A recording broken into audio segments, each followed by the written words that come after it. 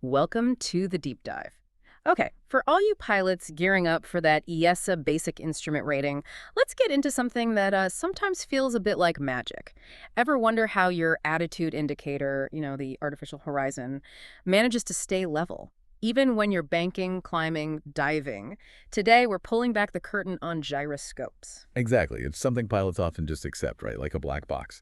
But our mission today is, well, to demystify the principles behind it, specifically rigidity in space and precession. We'll talk about how they work, why they're so precise, but also, and this is key, why they still have quirks, why they drift. The real goal here is understanding why that happens and, crucially, how you keep them honest with regular cross-checks. It's practical stuff for IFR. Right, practical stuff. So let's start with that first piece, rigidity in space. What exactly is that? How does it make the attitude indicator seem so, I don't know, fixed? Like it's completely separate from the aircraft's movement. Yeah, it does feel that way, doesn't it? The simplest way to think about it is this. When you spin a rotor up really fast, it just doesn't want to change its plane of rotation. It digs its heels in, basically. It creates its own stable reference point right there in the instrument. And what this means in the cockpit, especially when you're in the soup in IMC, well, that AI becomes your absolute primary reference for attitude.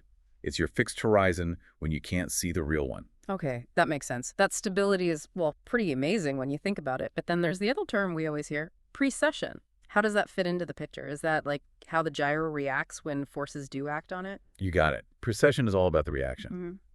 So when you apply a force to that spinning gyro, the effect, the displacement, doesn't happen where you applied the force. Hmm. It happens 90 degrees later in the direction the gyro is spinning. It sounds a bit weird, but it's incredibly useful. Oh. Instrument designers actually harness this principle. It's used in instruments like your directional gyro, your DG, to sense those changes in heading.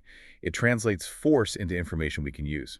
Ah, okay. So rigidity keeps it stable. Precession lets it sense changes in a predictable way. Sounds almost foolproof. But as every pilot learns, they drift, right? Why? If these principles are so solid, what causes the errors?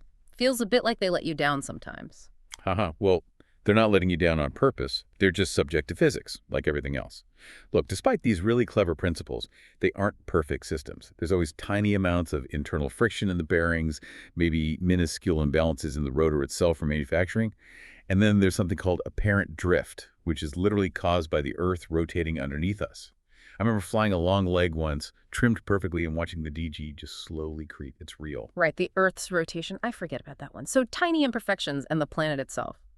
Which brings us back to keeping them honest, cross-checking. Absolutely. Diligent, regular cross-checking. That's the mantra. Now, for the exam, yes, they want you to know the theory why friction or Earth's rotation causes drift. Understand rigidity and precession. But what actually matters up there? In the cockpit. It's a constant scan. You're always comparing that AI in DG to your other instruments, your altimeter, your VSI, your airspeed. Are they telling a consistent story? And the moment you get visual cues outside, you use those too. That pre-flight check where you set the DG to the compass. That's not just ticking a box. That's your first vital cross-check before you even move. So yeah, understanding these gyro secrets, rigidity, and precession, it's not just theory for theory's sake. It builds confidence in your instruments, sure, but it also makes you acutely aware of their limits. And knowing both sides of that coin, that's fundamental for safe IFR flying. It lets you really trust but verify. Right. Trust, but verify. So as you're prepping for the BIR, think about this. And knowing how these instruments work and why they sometimes fib a little, how does that change things? It means you're not just reading a dial, you're interpreting its story, warts and all.